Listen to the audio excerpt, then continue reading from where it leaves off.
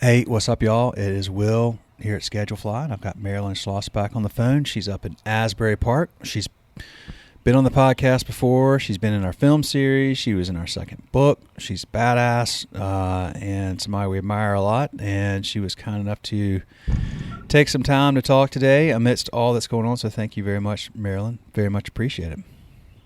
You're welcome. So Langosta Lounge, beautiful place right there on the beach in Asbury Park. Yep. What are you doing right now? Are you doing takeout, delivery, closed completely? We are only doing delivery for a couple local food bank organizations. Okay. We started doing regular takeout, and we're just not that restaurant.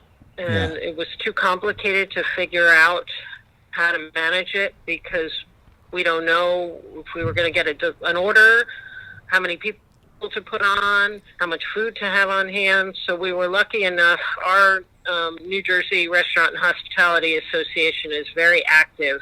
And the woman who is our president, she contacted the local food bank and organized that maybe we could partner with them and start handing out meals, and they're giving us stipend to do that. So we get $5 a meal to do that. Gotcha. So we're doing anywhere from 150 to 200 meals a day through them and through another organization called Asbury Park Dinner Table. Okay. Which is basically networking Asbury restaurants that are capable with churches and pantries that need food. Gotcha. And hiring us for a stipend like the food bank to do that. So that's kind of keeping us going. You know, I mean, you're in this business in a different way, but anybody in this business knows that you can't sit still. Mm-mm. And to keep my staff from going crazy, getting depressed, feeling lost and hopeless, it's good for them to come into work and do something. So we're rotating the staff in a couple every day, trying not to overload the social distancing here as well, and keep everybody safe, but also keep them engaged. Well, how many staff do you have? And I mean, have you had to lay off a number of the staff, or are you able to keep them on? Yeah. I mean, at this time of year, we're in hiring mode. So we had just hired like 20 people right before we shut down that we immediately had to lay off. And then our regular staff between the two places that were active was about 35. We've been able to keep about 10 of them rotating, working every couple days. Okay. You know, I mean, part of this for me is I just feel like at some point, especially in our industry, we're all exposed to this. Yep. So even if you're not showing the symptoms, you're probably carrying it to some degree. And, you know, I don't want to put people at risk. I also want to make sure that people that are coming in are healthy and, you know, doing all the things they need to do, taking the supplements, and we also have a moringa supplement company, so we're giving that out to everybody. And, you know, if they keep their immune system going and strong, then the chances are they'll fare well in this. But a moringa supplement I don't want company. 20 people. Yeah, it's called Wave of Balance. Interesting. And it was a bunch of vitamin C? So it's we have one from the seed and one from the leaf, and they call it the miracle tree. It's one of the highest mineral and vitamin plants on the planet. Interesting. How do I get my hands on some of that stuff? Can I order some? Yeah, just shoot me a text with your address, and I'll send you some to try. Oh, heck yeah. And just spread the word. Yeah. You know, it's a new company that my husband and I started with a Korean guy we met in Nicaragua who has a Korean company that sells it. He's almost 80 years old, and he runs full marathons like 6 times a year, and he attributes it to moringa. Wow, man. Well, what's the name of where can people that are listening find it? What's the name of the website? It's waveofbalance.com. Waveofbalance.com. Okay, cool. And they can order it online. Well, we're doing a package promotion right now for this with free shipping. Nice. Waveofbalance.com. Yeah. Okay, moringa. Yeah. That's interesting. This guy's 80 years old. He's running a bunch of marathons still? That's fascinating. Yep. Golly. All right, I'm sold. Looks like he's 60. He's awesome. Well, yeah, certainly mental health, physical health. I mean, it's crazy how they're all connected, right? If you're stressed and depressed, then your immune system goes down. If you don't get sleep, it hurts your immune system. If you don't eat well, you start eating a bunch of junk food, it hurts your immune system. So there's a lot of things that you can do or need to do to take care of yourself, always, but especially in times like this, because it can be very depressing. Do you? So you're keeping your staff. You're trying to keep as many as you can there. Y'all are doing everything you can in the community. How do you feel about what's happening with like the legislation that's going through? Is it a good first step? What else do we need? Well, I mean, I think that the national and local state restaurant associations have been really stepping up to the table for this. I've been in this business a really long time, and this is the first time that restaurants have been included in any kind of relief that I know of. First time that owners and sole proprietors can get benefits, and I honestly believe it's the Restaurant Association that's behind it. And yes, I'm biased. I am the chair this year of the New Jersey Restaurant Association, but I've also been a member for over 20 years, and I have never seen national or local associations get so active with legislation around something like this, and not for nothing, if we didn't have somebody in our corner, both locally and federally, fighting for us, it's hard to get your voice out there. Boy, it is. And, the fact we made it into a national bill for relief is pretty impressive, and I think it's going to change the way that the hospitality industry is at the legislative table going forward. Finally, these people are seeing how many people in America work in this industry. It's like 15 million or something. Isn't it like 15 million people or something like that? Yeah. I mean, it's huge. It's like 4% of GDP or something like that when you count all the upstream and downstream impact of this, the service providers, the purveyors, everybody that's impacted. I mean, my fish guy was here today, that takes care of our fish tank, and he's like, don't worry, I'm okay. You don't need to pay me, but I can't let the animals die. And you don't even think about all the tentacles that your business has hands in, that you affect, the cleaning people, the exterminators, the utility, all of it. So, I'm very hopeful that I always like to look at the bright side of everything, and coming out of this being kind of a spiritual and environmentally conscious human being, there's a lot of statistics about pandemics and things that happen to the world and what's going on in the world around that, whether it's astrological or environmental or planet alignment or whatever that is. And we're in a very precarious time right now in all of that. And, when we come out of it, we're going to have to do things differently as a business owner and a nation. And I think the best way to do that is to do it together and to learn from each other. Yeah. Yeah, for sure. What do you think will I mean, it's hard to know them, but you can't. But how do you think your business will change?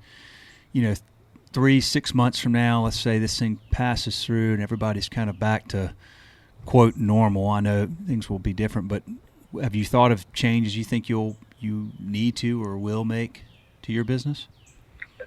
We're going to have to make some significant changes. We're going to have to scale back our menus and be very cautious.